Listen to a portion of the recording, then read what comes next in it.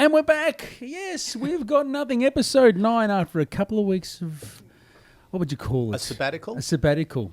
Bit of rest time. Bit of excitement in the Leach household. Oh, yeah. We'll explore that at some stage. The But what are joys of you breaking holding? bones. Hello, Will. Hello, Craig Harper.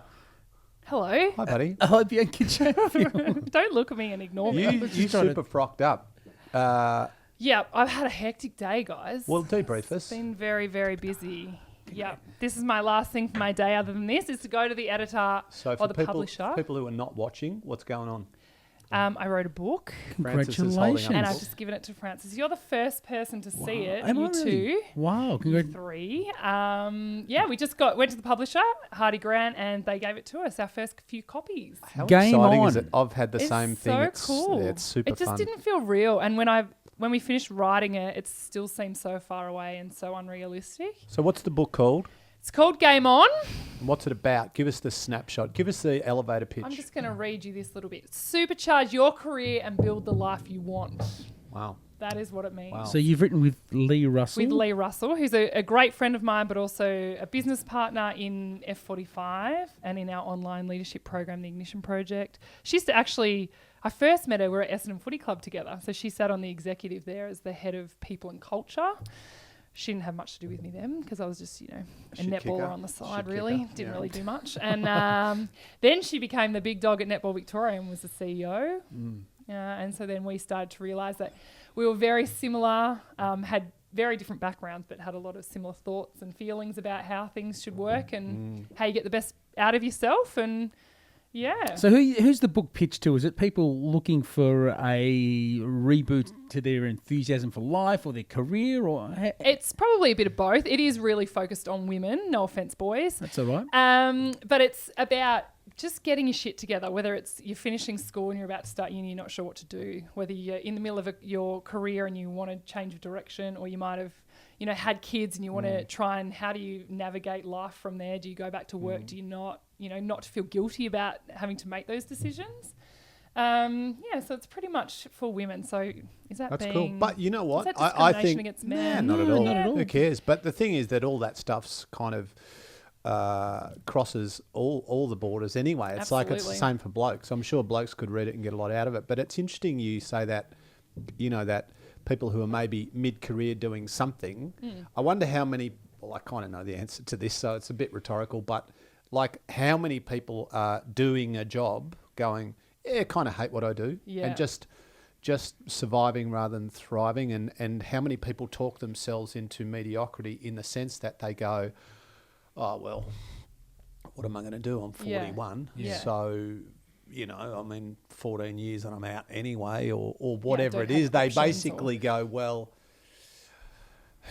they settle. Resign to their fate a little. Yeah. And everyone's got this fear of change and taking a bit of a leap of faith. Have they? and- I've never had that. Haven't you? See, I haven't No. either. And I have people come to me, they're like, how do you cope not having a proper job, like a secure job, and that you're off doing all these random things? Yet ultimately I probably make far more money out of doing that. But I'm okay with not having a settled kind Well, I of will role. point out that you two are both anomalies in that you're both high achievers. This is why Well- you're a high-profile media personality. I know you don't like that, but you are, so stiff shit. and you're a high-profile media person / athlete, and that's the thing. But it's interesting that you say that, because most people avoid, which is physical, mental, emotional, social, financial discomfort, is the biggest teacher. Like, that's where you grow. That's where when you just get out there and go, fuck it, this is going to be hard, this is going to be uncomfortable, this is going to be scary, this is going to be unfamiliar. That's when you grow. Yeah. Because you got to grow, Yeah. and But I that's think what it's people avoid. more interesting maybe for Bianca, because coming from a really structured environment when you're an athlete and, you don't have as many parameters that you can burst out of, because Yeah. you've got responsibilities to others to meet certain goals and behave in certain ways for the greater good of the team, and then to have to suddenly find yourself making all those decisions for yourself. You haven't missed a beat though.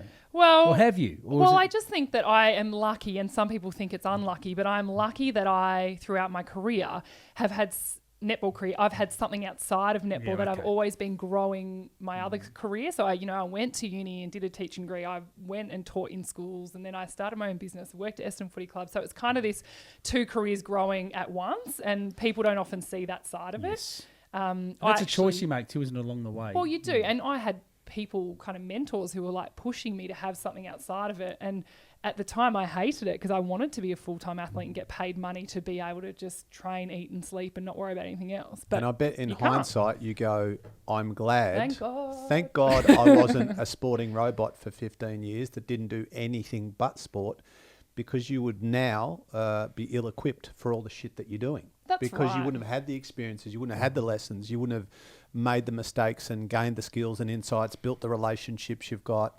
Yeah. You know? And when you're an athlete, you've got everyone around you talking about you've got to have balance, you've got to sleep enough, you've got to eat enough, you've got to train at these times and then have rest time. And the reality is for everyone that balance is bullshit.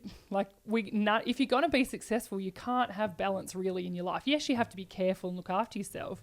But I think the whole concept of, you have to be so scheduled and structured is... Well, that raises another really interesting thing that I was talking about with someone else yesterday is, we talk about work-life balance. Well, how much work's too much work, and is there a correlation between how much you work and stress, and is there a number? Is it quantifiable? If there's a number, what's the number? Oh my God, you give me anxiety listening to you. Is 40 hours, is that right? Is 60 hours too much? But it's more about this thing called work impact, right? Because if you're doing 80 hours of something you fucking love, imagine you in your own record shop, Francis. You just in, musical heaven, right? Talking about music, talking with musicians, playing awesome records. You might do that 80 hours a week and you love it. Or you might have a job that you do 3 hours a day, 15 hours a week that you abhor, which gives you great turmoil and anxiety and stress.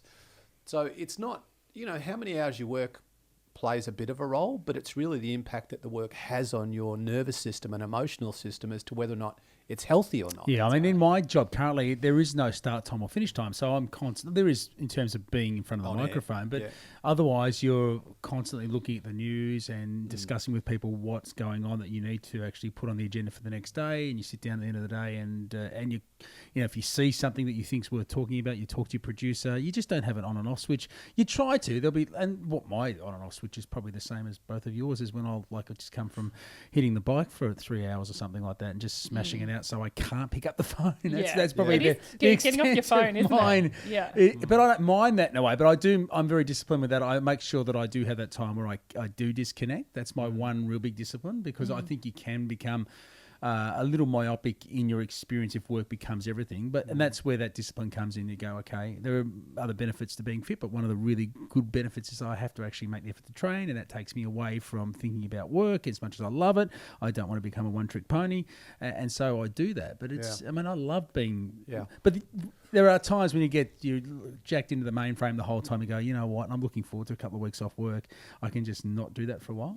And by the time I'm ready to go back to work, I'll be looking forward to it again. So. Do you have the ability to be able to just switch off? Like I can go from busy, productive, focused to literally in a coma watching something stupid, watching sport or watching Seinfeld, or where literally there's nothing going on in my head.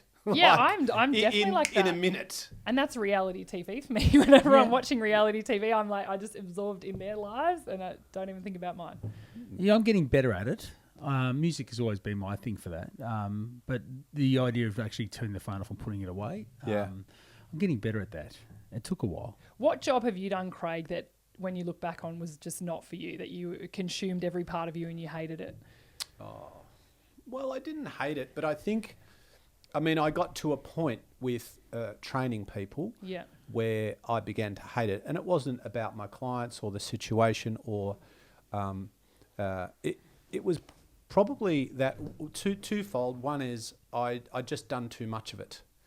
You can only have the same conversation, really, bums, legs, protein, fat, calories, carbs, energy in, out. You can only have that so many times before you want to punch yourself in the face. And the other thing for me too, and this is not a universal thing, it's a personal thing, is that at one stage I had a gym in Caulfield, a gym in Brighton, a gym in Hampton. I had a beauty, believe it or not, a beauty salon with 5 or 6 girls working in Hampton. And I also had... What? Yeah, that's right. Oh, we've got to get that story. Yeah. I was never invited to go in there and have a makeover. Some things you can't fix. Is that it? Hi, I'm Francis. I'm for an 11 o'clock back crack and sack. That's right. And I had another business, right? solarium centre, which I hate to say back before we realised what they did, right? But so I had 5 separate businesses and 5 teams of people in them. Crikey. And I had at one stage about at once 100 staff-ish. Oh my gosh. Right? What were you trying to achieve at that point? Exactly. And it all just sort of evolved. And just for me, I went, I actually don't like this. Like, Yeah. I'm not an entrepreneur. I'm not that guy who wants 50 businesses and 1,000 staff. And More is not the answer. But externally, and I tell this story in my gigs, is that externally I was killing it. I was writing for the Herald Sun, a weekly column. I was making lots of money. I had, lots of stuff, and all the businesses were in profit. But I was just emotionally and mentally bankrupt. And it just, I just needed to change the situation. And it How wasn't hard was that to do? Because the representation of success that you talk about is very hard to let go of. And once you start the wheels of that spinning, there are all these other people who rely on it. Suddenly you've got 100 employers or whatever it is. Their lives are affected if you decide to change that. And it's very hard to pull the handbrake on all that. It is. So how did you do it? I was starting to get symptoms, in inverted commas, or, stuff that I'd never had, like anxiety. Never been anxious in my life. And I just went, I used to literally go to bed with paper and pen by my bed because I knew that I would think of something in the middle of the night, and if I didn't write it down, I couldn't sleep. Oh my gosh. I'd have to get up and go and write it down somewhere. Yeah. And many nights or many mornings I would wake up with pages of notes and I would be absolutely fucked and really so exhausted. And I just went, one day I just went, I'm going away. And I went to Queensland for, I don't know if I've told you this story, but I went to Queensland for 2 weeks, didn't talk to anyone that I knew, didn't take a phone, didn't have a conversation with anyone in my world at all. I just spoke to the lady who made my coffee in the morning or whatever. And I wanted to get clarity and distance from my then present reality to go, what do I actually want my life to look like? Like, it's really this whole notion of, we're going to build a business, we're going to write, what's your plan for the book, and what's your marketing strategy, and how you're going to grow the business, and what are your outcomes, and what's your model, and what's your strategy, and what's your account, and what's the fucking timeline. But then you go, but what about your life? What's your plan for that? And people go, what? Like, you think about, for example, this is a question I often ask, what do you want your life to look like in 12 months?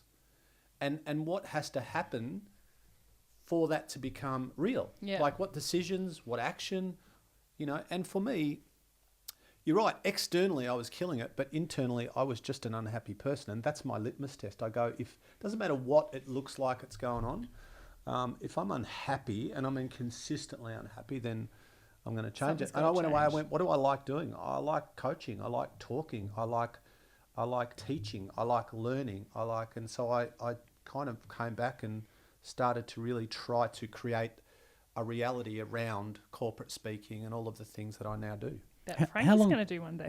How long did that take you to realign and reestablish? Well, I got out of all of my businesses except quickly? one in 1 year. Wow. Whoa. I kept Brighton and I got rid of everything else, and I just started trying. I didn't, it's like I started trying to figure out how does corporate speaking work. Yep. You don't just go, hey, I'm available, and everyone goes, right, here's Quick 9 signing gigs. up. It's like trying to get a modelling gig if you're a model. Like, it's not that easy.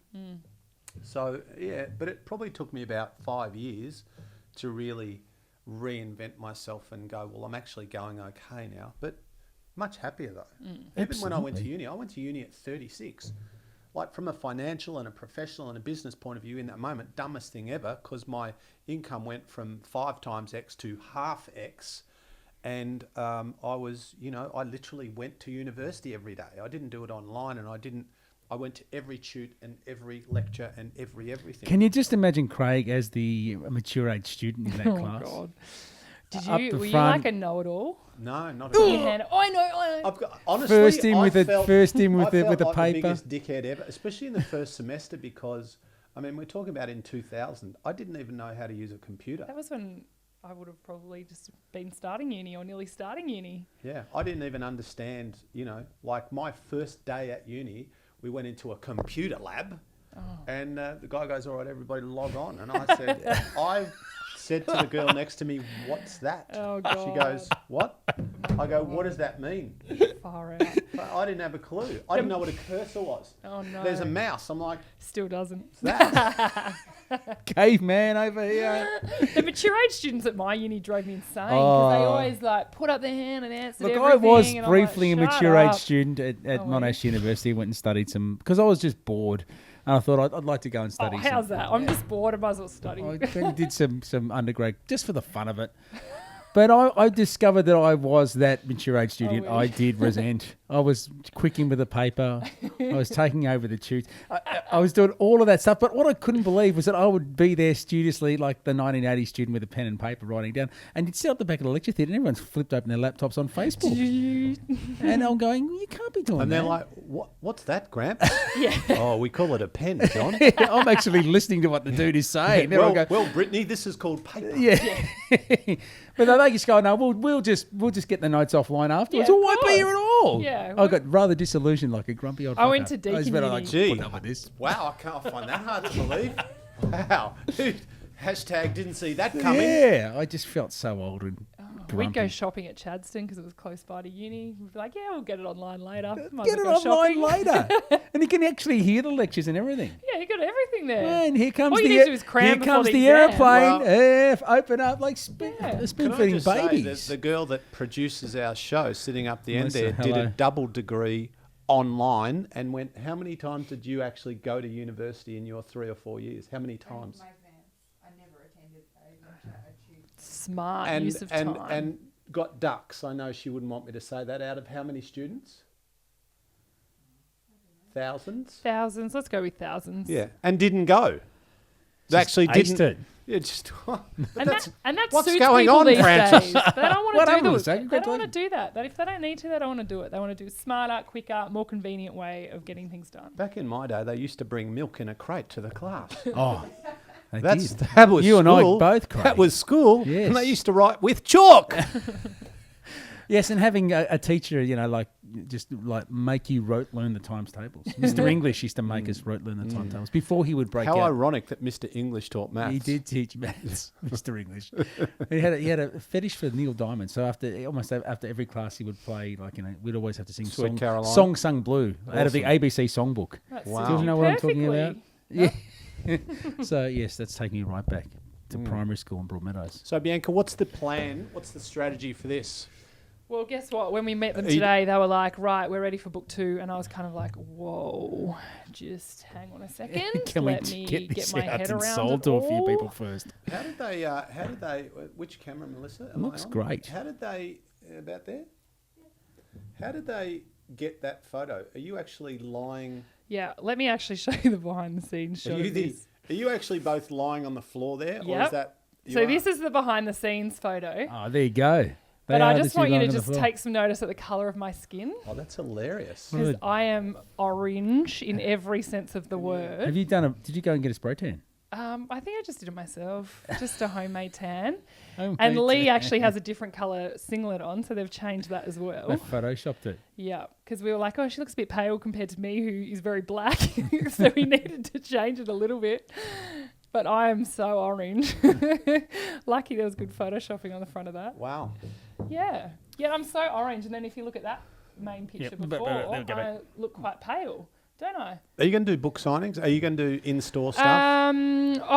We haven't really worked that out yet. If we spoke at the publishers' conference that they had, and Yeah. I think that's the best thing that we can do is actually be there face to face, Right. kind of talking, not necessarily about the book, but just talking about leadership and things. Yeah. And as soon as you're in front of people, people are like, oh wow, they're honest, they're real, and they're great to listen to. And so that's what we need to do more and more of. One of the things that I talk to trainers and coaches and people who are trying to grow their brand and trying to create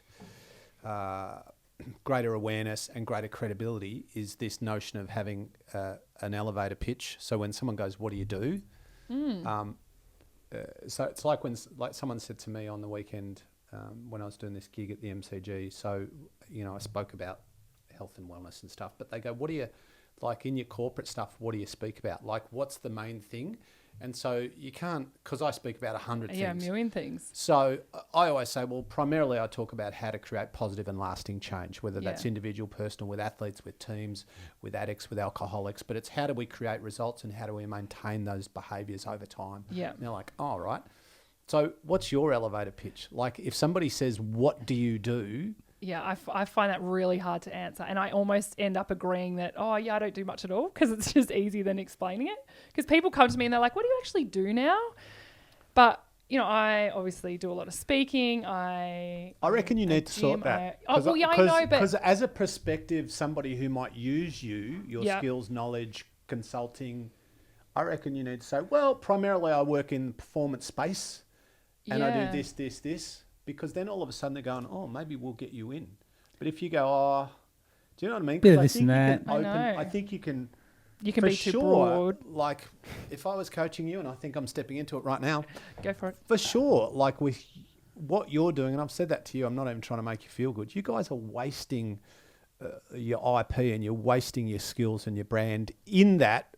Not, I mean, you're doing great, but there's this other part. Well, what I mean is, so like I good. said, No, he's honest. I mean, think of not honest. no, you're not wasting, but in terms of like, I would love to listen to you talk like I listen to a lot of speakers because I go to a lot of conferences. I'd love to listen to you talk. I'd love to listen to you talk and regale people with, oh, when we're playing Jamaica in this or that, or when we're at the Com Games, or, you know, Yeah. you've just got so much great stuff. Yeah, and but I mean, for me, like I I- said, if you walk out and someone goes, here's $3,000 for 60 minutes, which is not a big fee, that's a small fee corporately, and you do one of those a week, there's 150 grand.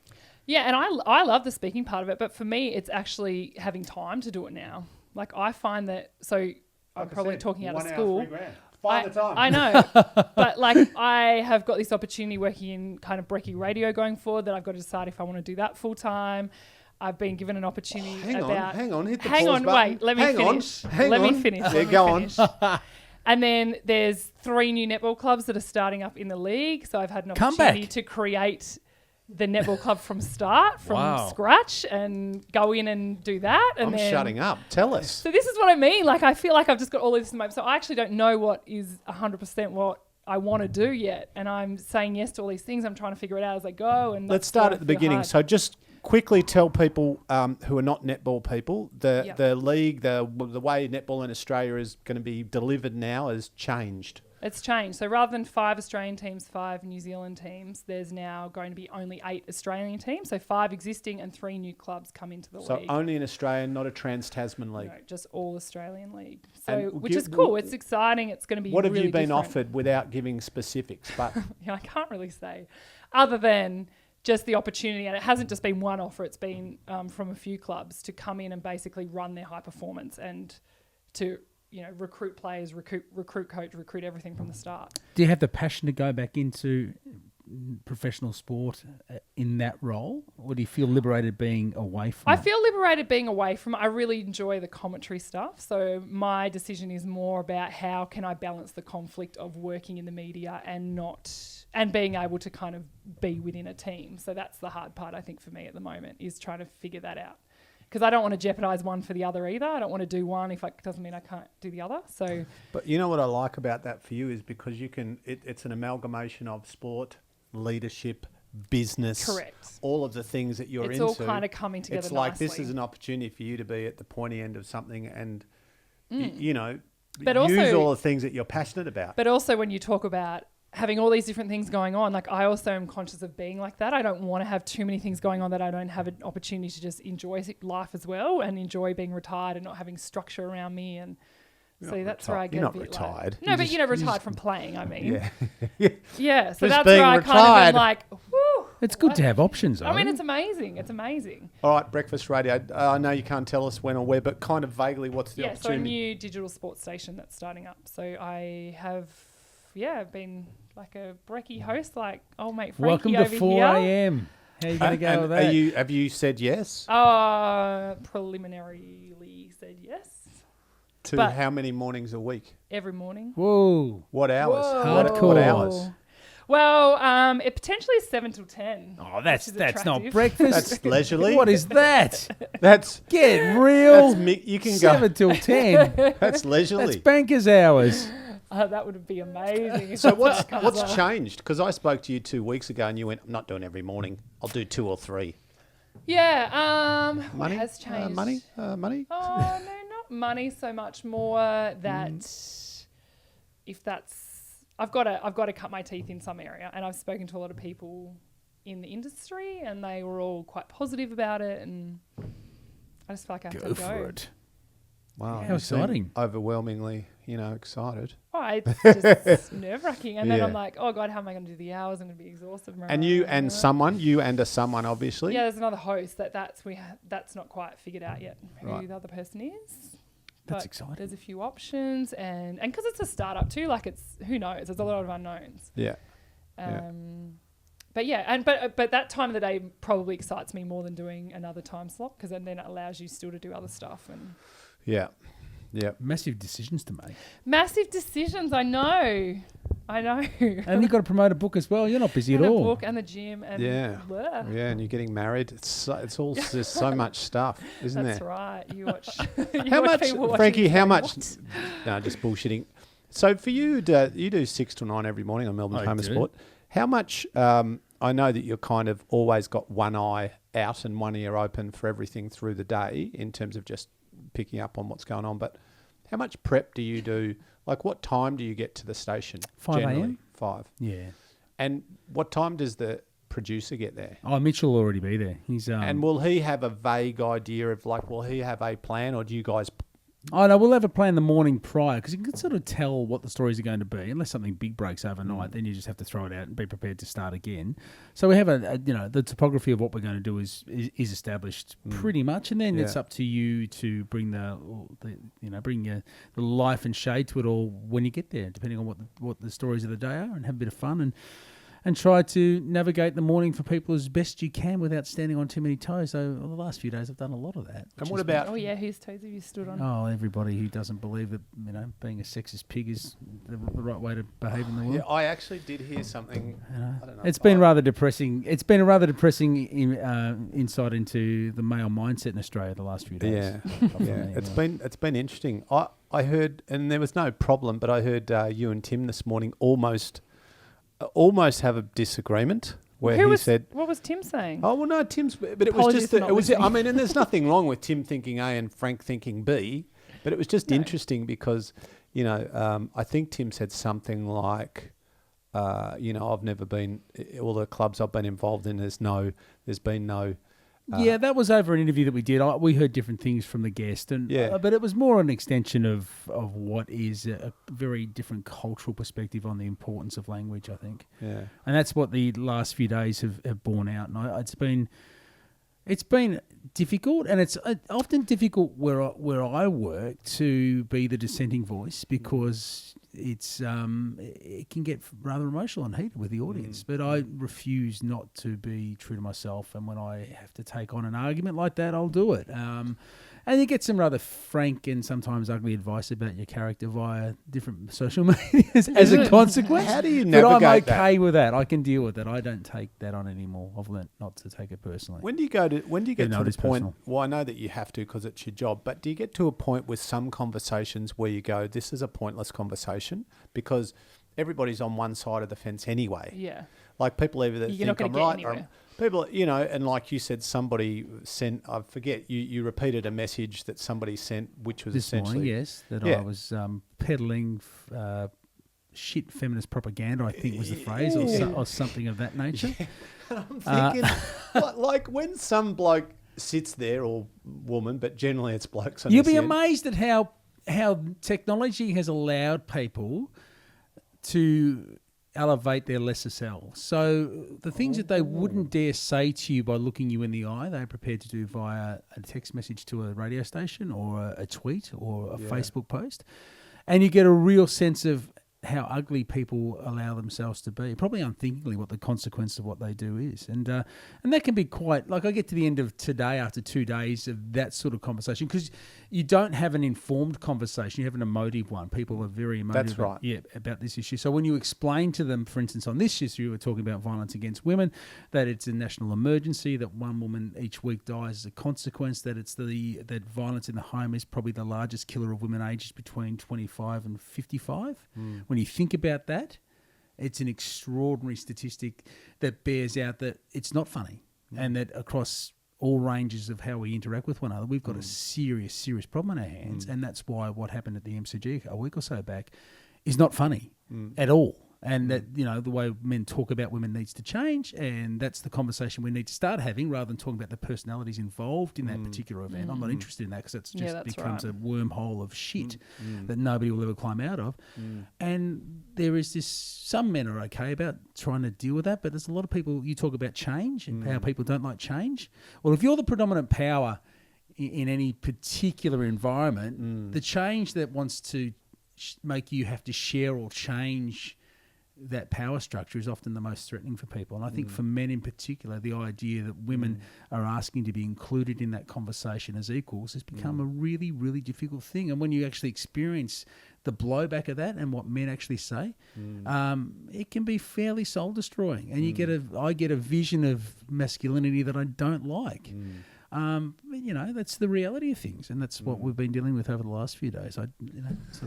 That's the gig. That's what you sign on for. I find it interesting, and I'm not talking about an individual, but I find it interesting when people say something like, "Oh well, if it was perceived by some people to be this or that, and if some people were offended by that, well, I'm sorry, or that's, I'm sorry that happened, but." So many people don't go, you know what, I was a fucking idiot. I fucked up, said the wrong thing.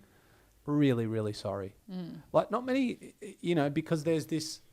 The question that's not asked, the question that is not being asked by any of the protagonists there that have the courage to say, well, why was that wrong? What did I do that might have been construed or read or heard as something appalling, and what can I learn from this? And that's the thing that I want that conversation to be. Why is it wrong? Well, here's the reasons why it's wrong.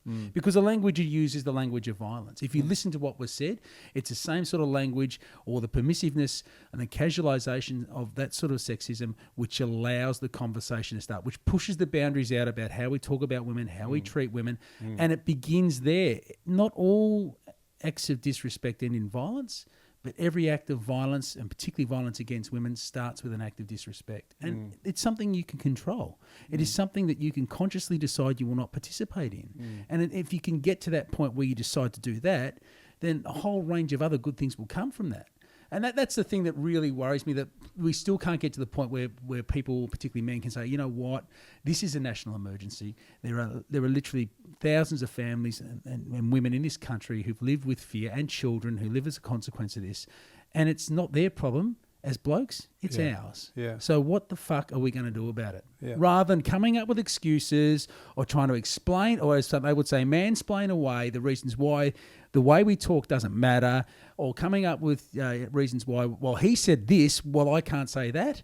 Let's talk about the real issue. And that's been the hardest thing, is to get that on the agenda and go, I'm not interested in blame. Let's find a solution. Let's work towards getting to a point where we can say, this is why it's important, and here's a really fundamental way that we can change it. Have we got the courage to do that? And, it's a long, long journey. It's a tough journey. It is. Like, the theory of this is simple in that there's a problem, we need to stop doing that, and that needs to be more awareness and acknowledgement and, authenticity around it. But we're all on the same page in this room. That's right. Then so that there's like this cognitive dissonance in that they think one thing, they have this stance, they have this is their political correctness gone mad, Craig. That's That's the phrase that I've heard more than anything else Really? in the last few days. Yeah. What the search for decency in these things is political correctness. How many gone mad. hours would you have done on it this morning and yesterday morning? A couple, yeah. It keeps coming up, but it's also, I think, in the environment that I work in, which is almost exclusively male, that's not a healthy environment to have that discussion because I really do believe you need to hear women's voices in this Did you conversation. get any women on to talk about Yeah, it? we did. Yeah, we did, and that was good. But I think generally, men need to hear from women about why it's important, and increasingly there's lots of work being done within sport to do that, which is great. But it doesn't end by wearing a ribbon or signing a petition.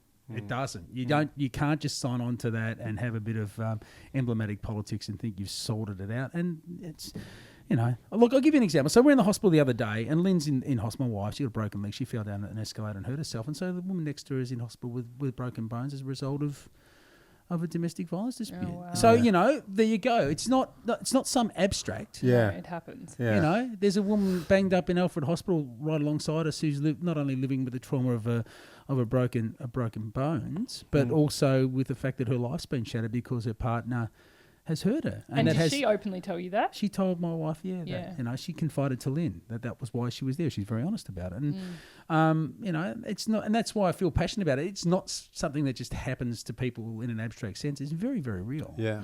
And that's why sometimes you've got to stick your neck up and head above the parapet and be brave enough to represent it. And try to do. People who are revolutionaries in that sense, who are saying what a lot of people don't want you to say, or who are going against the grain, as you said, at sometimes in some environments it's hard to stick your head up and say what won't necessarily go down well, but you've got to be authentic, you know. do. So speaking of radio gigs, so the one that you're going to do on your new digital format, is it Going to be playing a lot of music. Is it music format with a bit of talk, or is it talk? Or we're not saying?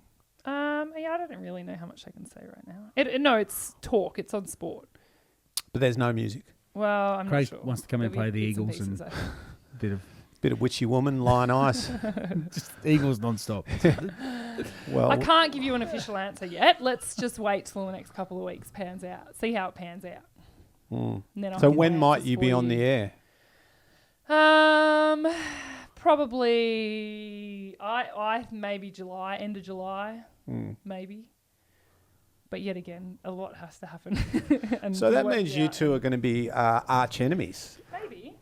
That'd be fun. That will be. Oh, that is very funny. All right, That'd be great. that was an intense show. It was. I'm Sorry, gonna have guys. We need to lighten it up next week. don't we? I'm going to have to go and have some therapy or eat some chocolate or something. Oh, cheesecake.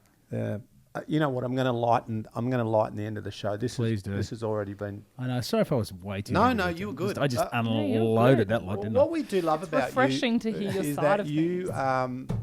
No, but you speak. I could listen to you talk Yeah, I know. for a long time because you just everything that you say, resonates. Yeah. So, Gotta be. I can be a bit of a self-righteous dick sometimes. you're all right. But you know what? I actually avoided listening to SEN entirely the For last that couple reason? of days because I couldn't be bothered hearing everybody talk about it. Like I really, For sure. I just well, did there's not nothing new. want It's to. just Yeah, and I a was like, circular it's just gonna go conversation. on Well, that's what and I was on trying to and on change. and on That and- circular conversation. Yeah. You try to change it and Yeah. get it. It's like, Yeah. and we're back here. Yeah. And we're off here. Now we're back in the Exactly. But had I known that, I probably would have listened in, Frankie. You'll get another chance. No, you won't, because you'll be on the other station That's right. That's right. Hey, playing the Eagles. I don't know. We've loaded you up with that, have we? Oh, really? You'd be. I could see you just spinning tunes and Rock just. DJ? Yeah, Here's maybe I an need oldie. to learn more about music. A little bit of KC and the Sunshine Band. Casey and the listen to you. That's right. I can let you. Still at Freshers at Moe in the 1970s. That's right. Hobart. Liverpool Street. What are you going to lighten the mood with? Come I on. was going to tell you, a friend of mine, in fact, Tommy, that I do some other stuff with, gave me a thing the other day called. We do some road testing of different products, Oh, yep. and Whatever that so is. silly things like the shake weight and Yeah. all Oh, those yeah, I love things, and that. the vibration belt. Yeah. So he bought me the Squatty Potty this week. Hello. So the What is that? Squatty Potty. I'm pretty excited that. Does that involve Yeah, what I think pooing. it involves? Yeah, for sure. So what you do is, like there's this whole thing. You Google it, Squatty Potty. There's like a 3-minute ad on YouTube, but they've sold like millions and millions of them worldwide. So what you do is it's about, there's different heights, but the one that he bought me is 7 inches high. So you literally put it on the ground in front of the toilet. Yeah. So you sit to go to the I've toilet, seen but this. you elevate your feet. So instead of your knees Holy being shit. kind of at hip height, What the fuck hang is that? on. It's awesome. So and poo, boom. Like departure time, 1 second. Now, is And that hang on, there's more. A set of steak You knives? poo like a champion. It's out You in wa- a nanosecond. Do you need a bombardier? Like, we're over the target. And pretty much Y pitch. Open the gone. Bombay door. Clean brakes. Oh God! Clean How brakes. did we end with this? What is, who's this invented for? People who probably It's have from struggled to Asian poo. culture, isn't it? I think Yes, so yeah, because it is. but what they say is that when you sit the way that we normally sit, with our knees at hip height, Yeah. and leaning forward, your colons, How did that go again? your colons are bent, so it's like that. But when you elevate, so your hips tilt back, and you sit up straight, and seriously, I'm it's sure I have revolutionised seen- my bathroom action. Whether I don't know where it is, if it's in Australia or somewhere else, but like where there's pictures on the back of a toilet thing where Don't stand. where it tells people Don't not stand to on the stand toilet. on the toilet seat. Is that all the unis? Yeah, What? yeah, because that's what people do: stand on the squat on the top of the standing feet on the Yeah, toilet yeah, seat, and yeah. in that squat position. Yeah, because that's the best way to poo. Yeah, The best. So, but apparently that's not okay here. if you're struggling to back one out, So do you just carry that thing around with you, no matter where you go? I Yes. just poo here. It's Oh, okay. so effective. How far off the ground are you? Your feet are 7 inches. So you sit where you normally sit, but your feet are about 7 inches off the ground. I reckon before you go, you should go and do a poo upstairs because I would know not be that doing you're a that. bit backed up. So you can borrow it. And if you like it, I'll get you one for your birthday. Could you just use a couple of phone No, books? thank you. Well, you Can can. you just use a couple of phone books? Yeah. I don't need to buy a Thrifty over here. device. I'm not kidding. Take it for a spin. Well, yeah, get yourself a couple of phone books. You've got to get your feet high enough. So it'll revolutionise your life. So much time and so much joy. Oh God. Anyway, And on that note, that brings to a close episode 9 of We've Got Nothing. Obviously, we've got something now. We've got Craig, something. been good to spend time with you again. thanks, mate. Bianca, we'll do it again soon. We The will. book, when's it out? September. On Game sale. on. September. Bianca Chatfield and Lee Russell's Supercharge Your Career and Build the Life You Want. Peace out.